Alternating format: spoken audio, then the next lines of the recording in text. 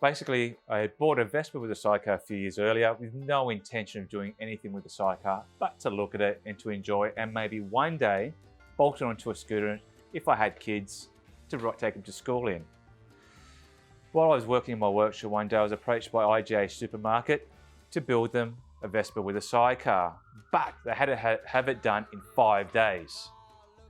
Not shy of a challenge and not shy of a few skills, I took the challenge on. So we stripped the scooter apart and worked 24 hours a day for 5 days straight,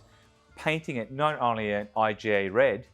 managed to get the engine rebuilt, sidecar attached, registered and moving, ready for Ando